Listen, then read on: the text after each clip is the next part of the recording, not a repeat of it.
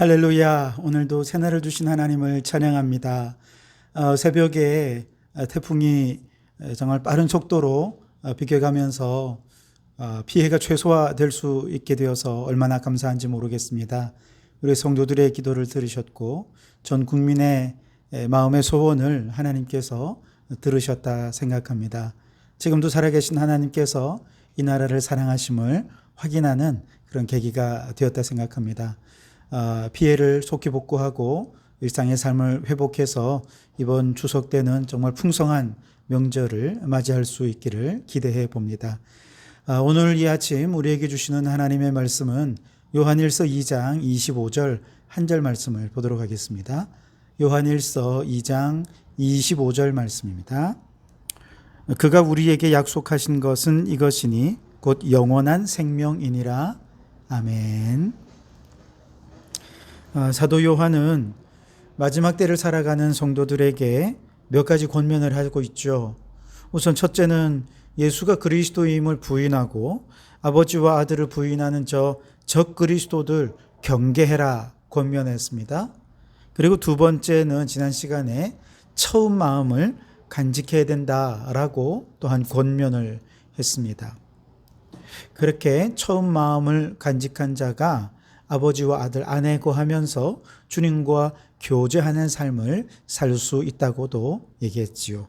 그리고 이제 오늘 세 번째로는 하나님의 약속을 잊지 말아라 라고 권면하고 있습니다.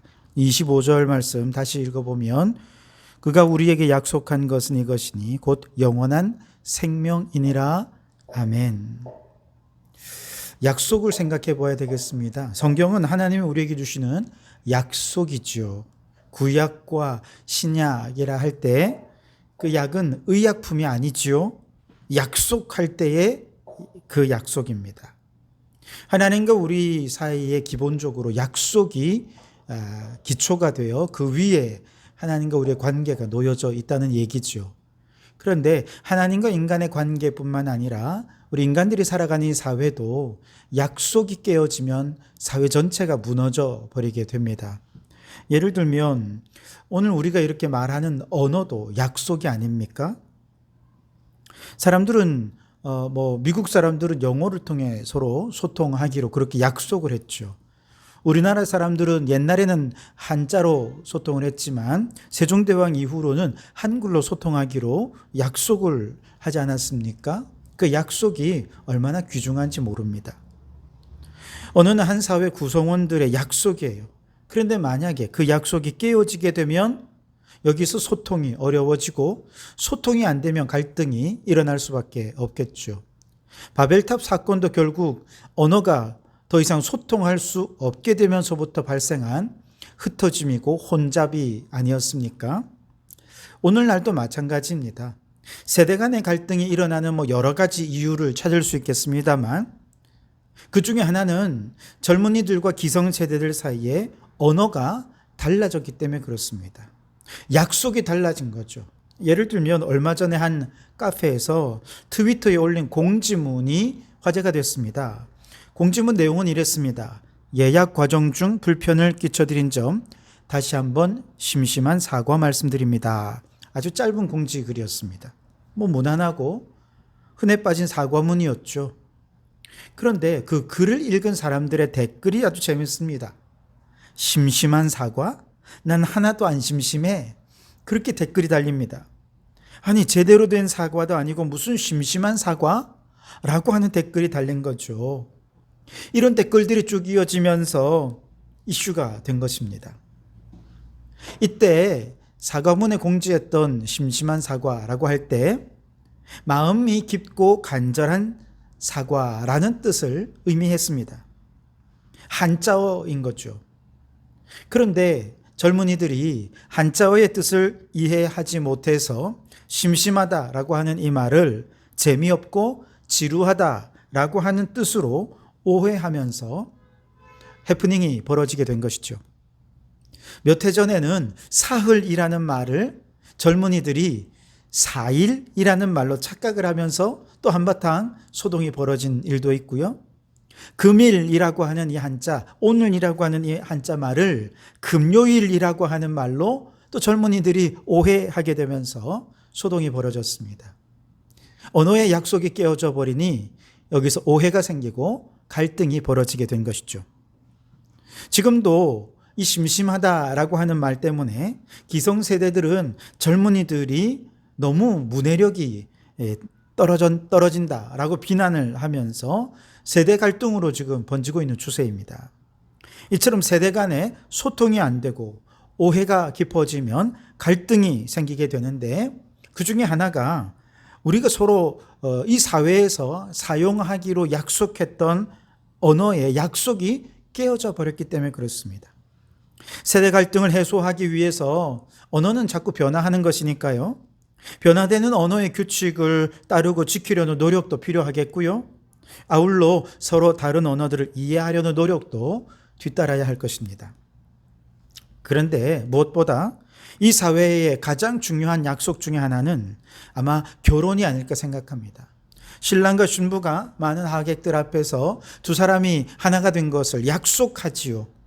이 약속은 법적인 효력까지 지니고 있지요. 그럼에도 불구하고 결혼하는 세 쌍 중에 한 쌍이 그 약속을 깨뜨리고 이혼하는 바람에 지금 법정에서는, 특히 가정법정에서는 양육권 다툼이라든지 재산 분할 다툼 같은 심각한 사회적 문제들이 번져가고 있다는 것이죠. 생각을 해보십시오.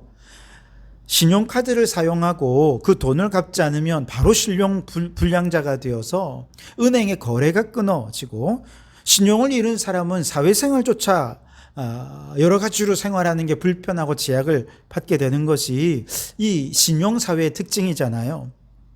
이처럼 돈을 거래하는 데 있어서도 약속을 지키는 것, 신용이 너무너무 중요한데, 사람들은 결혼이라고 하는 약속을 해놓고 신용카드의 약속보다 더 하찮게 여기고 있는 것 같습니다.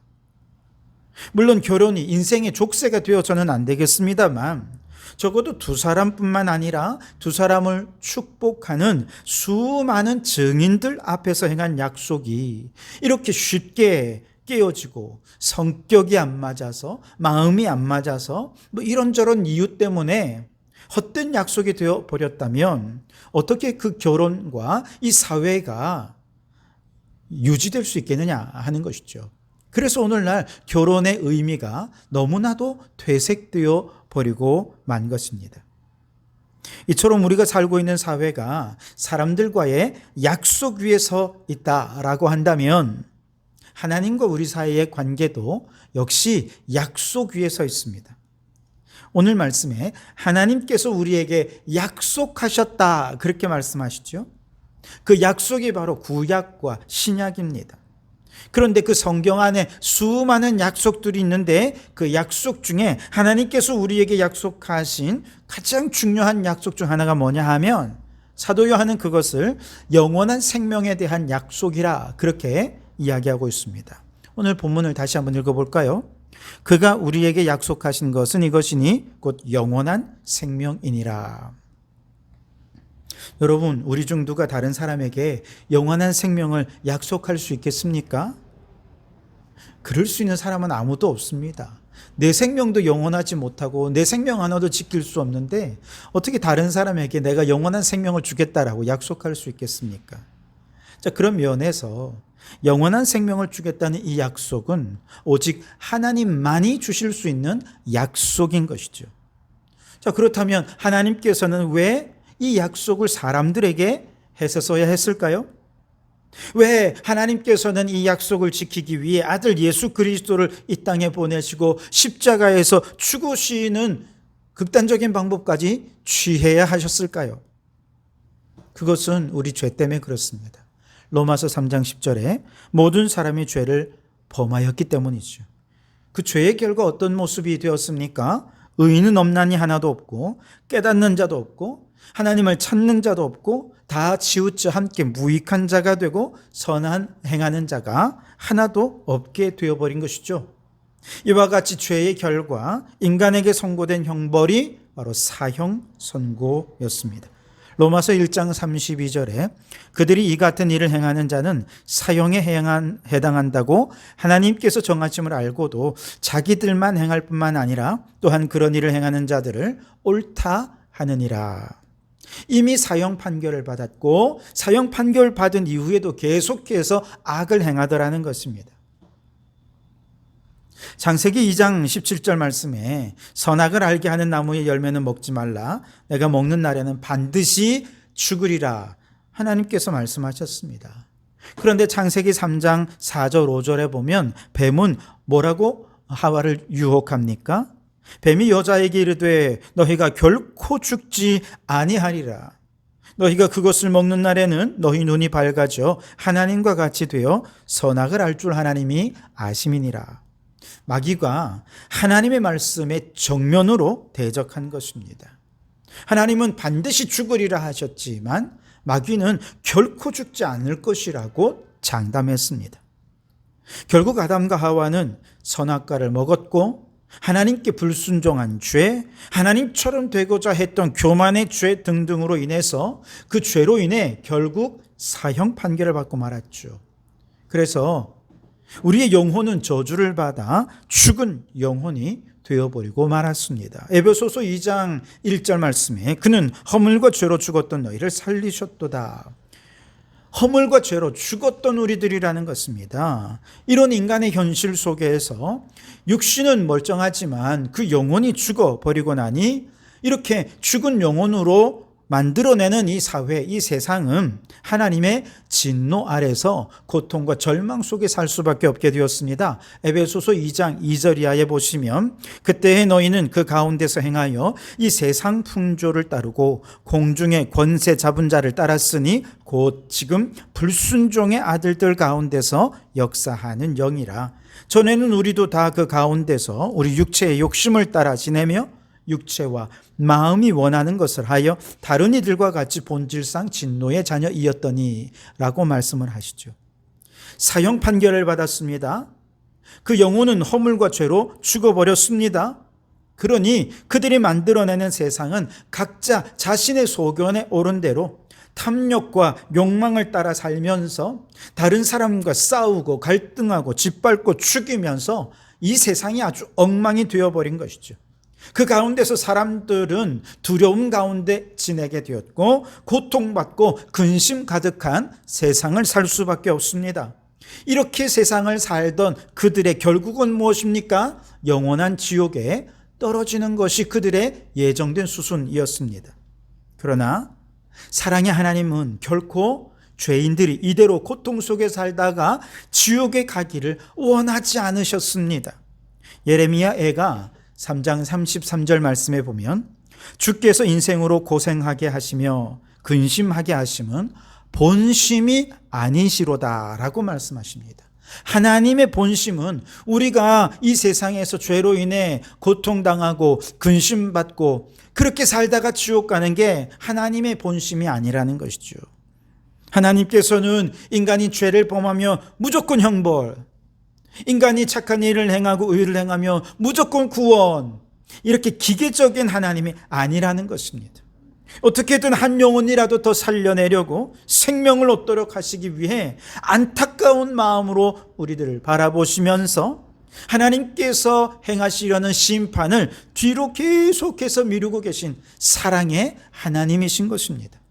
베드로후서 3장 9절에 주의 약속은 어떤 이들이 더디다고 생각하는 것 같이 더딘 것이 아니라 오직 주께서는 너희를 대하여 오래 참으사 아무도 멸망하지 아니하고 다 회개하기에 이르기를 원하시느니라. 아멘. 하나님의 본심, 하나님의 진심은 모든 사람이 아무도 멸망하지 않고 지옥 가지 않고 다 회개해서 예수님을 믿고 영접해서 영생에 이르기를 원하신다는 것입니다. 그래서 절망 가운데 있는 인간에게 이 영생을 선물로 주기 위한 하나님의 최후의 방법이 바로 예수 그리스도이시지요. 요한복음 3장 16절에 하나님이 세상을 이처럼 사랑하사 독생자를 주셨으니 이는 그를 믿는 자마다 멸망하지 않고 영생을 얻게 하려 하심이니라. 아멘. 비록 인간의 편에서 하나님의 그 사랑을 믿지 않고 수시로 하나님의 약속을 파괴하고 무너뜨려버리고 끊임없이 죄를 쌓아가는 인간들임에도 불구하고 사랑의 하나님은 이렇게 허물과 죄로 죽었던 인간들을 너무너무 사랑하셨습니다. 외면하지 않으셨습니다. 포기하지 않으셨습니다. 단 한 번도 죄인들에게 약속했던 영생의 약속을 저버린 적이 없으신 것이죠. 그래서 하나님께서 독생자 예수 그리스도를 이 땅에 보내셨고, 예수님은 아버지의 명령에 순종해서 죄인들을 살리기 위해서, 그 죄인들에게 영생을 주시기 위해서 십자가에서 죽으셨습니다. 그뿐만 아닙니다. 십자가에서 죽으신 예수님은 지옥에까지 내려가셔서 이미 지옥 형벌을 살고 있는 자들에게 영생의 복음을 전하셔서 지옥에서도 많은 영혼들을 구원해 내실 정도로 우리 하나님 한 번 약속하신 것 반드시 지키시는 신실하고 미쁘시고 사랑 많으신 하나님이신 줄 믿습니다. 여러분, 예수님이 왜 우리에게 복음입니까? 이미 그 영혼이 허물과 죄로 죽어서 지옥행을 기다리고 있던 절망적인 인생에게 영원한 생명을 주시겠다는 약속을 지키기 위해 자신의 모든 것을 내어 던지셨기 때문에 그분이 우리에게 복음이 되는 것입니다. 예수님은 절망적인 인간을 향해 손 내밀어 주시는 유일한 희망이요, 유일한 사랑의 손길이기 때문에 우리의 복음이 되는 것입니다. 그가 우리에게 약속하신 것은 이것이니 곧 영원한 생명이니라. 여러분, 이 약속을 믿으시기 바랍니다. 나 같은 죄인에게도 영생을 주시마 약속하신 이 약속을 지키기 위해서 독생하신 아들을 십자가에 내어주기까지 우리를 사랑하신 그 하나님의 사랑을 믿으시기 바랍니다. 그 사랑을 믿고 예수님을 영접해서 영원한 생명을 얻은 하나님의 자녀가 되었음을 기뻐하고 감사하시기 바랍니다. 그리고 그 사랑을 받은 하나님의 자녀답게 사랑의 주님을 증거하며 살아가는 성도들이 되시기를 주님의 이름으로 축원합니다. 기도하겠습니다. 하나님, 한 번 약속하신 것은 반드시 지키시는 신실하고 미쁘신 하나님을 찬양합니다. 나 같은 죄인도 포기하지 않으시고 그 사랑의 약속을 지키기 위해 독생자를 내어주시기까지 사랑을 보여주시니 참 감사합니다. 예수님이 하나님의 아들이시 우리를 죄에서 구원하신 그리스도이심을 믿고 영접하오니 주여 우리 가운데 오셔서 영생의 축복을 허락하여 주옵소서. 이제 날 구원하신 주님의 은혜와 사랑에 감사하며 살며 영생의 복음을 증거하며 살아가는 저희들이 되게 해 주시옵소서. 예수님 이름으로 기도하옵나이다. 아멘.